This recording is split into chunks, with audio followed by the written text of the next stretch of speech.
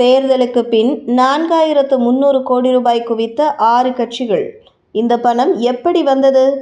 வணக்கம் செய்தி புனல் நேயர்களே. 2024 தேர்தலில் 1.5 லட்சம் ரூபாய் கோடி செலவிடப்பட்டும் உண்மையான செலவுகள் ரகசியமாக உள்ளன. கட்சிகள் நன்கொடை மற்றும் விளம்பரங்களுக்காக கோடிக்கணக்கில் செலவு செய்தும் தேர்தல் முடிவில் உபரி பணம் எங்கே போகிறது என்ற கேள்வி எழுகிறது.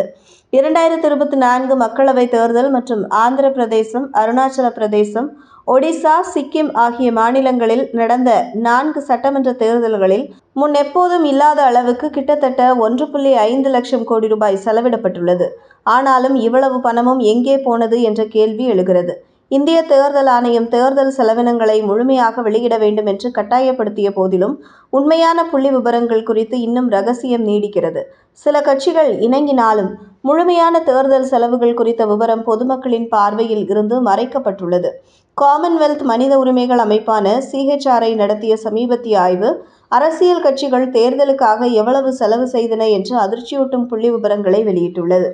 புள்ளி விபரங்கள்: தேர்தல் செலவினங்களுக்காக 22 அரசியல் கட்சிகளிடம் மட்டுமே 18,742.31 கோடி ரூபாய் இருந்தது. தேர்தலில் போட்டியிட 3,861.57 கோடி ரூபாய் செலவிடப்பட்டது. 7,416.31 கோடி ரூபாய் நன்கொடையாக திரட்டப்பட்டது. மொத்த தொகையில் பாஜக 84.5% பெற்றது. பாஜக அதிகபட்சமாக 1,737.68 கோடி ரூபாய் செலவிட்டதாக அறிவித்தது. இந்த மொத்த செலவில் 45% அதிகமாகும்.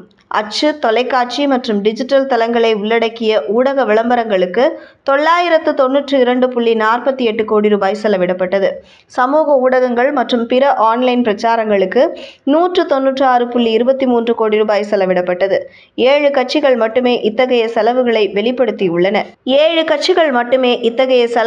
வெளிப்படுத்தியுள்ளன. நட்சத்திர பேச்சாளர்களின் பயணங்களுக்கு 830.15 கோடி ரூபாய் செலவிடப்பட்டுள்ளது. ஹெலிகாப்டர்கள் மற்றும் தனியார் ஜெட் விமானங்கள் பயன்படுத்தப்பட்டுள்ளன. 398.49 கோடி ரூபாய்க்கு பதாகைகள் மற்றும் சுவரொட்டிகளுக்காக செலவாகியுள்ளன. உபரி பணம் எங்கே போகும்? தேர்தல் முடிவில் கட்சிகளின் கருவூலத்தில் 14,848.46 கோடி ரூபாய் மிச்சம் இருந்தது. இந்த உபரி பணம் எங்கே போகும்? பாஜக உட்பட 6 அரசியல் கட்சிகள் தேர்தலுக்கு முன்பு இருந்ததை விட தேர்தலுக்கு பின் அதிக பணத்தை பெற்றிருக்கின்றன. இது எப்படி நடந்தது?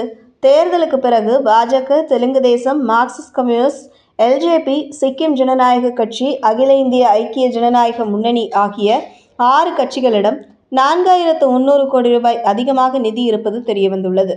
இந்திய கம்யூனிஸ்ட் கட்சி, ஜார்க்கண்ட் முக்தி மோர்ச்சா, சிவசேனா, அகாலிதளம் ஆகியவை தங்கள் செலவுகளை கூட வெளியிடவில்லை. இத்தகைய பிரம்மாண்ட புள்ளி விபரங்கள் மூலம் ஒன்று தெளிவாகிறது. இந்தியாவில் தேர்தல்கள் இனி ஜனநாயகத்தை அடிப்படையாக கொண்டு நடக்கவில்லை, பணபலத்தின் அடிப்படையில்தான் நடக்கிறது. அரசியல்வாதிகள் பல கோடி ரூபாய் செலவு செய்து பிரச்சாரங்களில் ஈடுபடுகிறார்கள். இவ்வளவு பணம் எங்கிருந்து வருகிறது? எங்கே போகிறது? இதனால் யாருக்கு லாபம் என்று சாமானிய வாக்காளர்கள் யோசிக்கிறார்கள். இதுபோன்ற செய்திகளை தெரிந்து கொள்ள செய்தி புனலுடன் இணைந்திருங்கள்.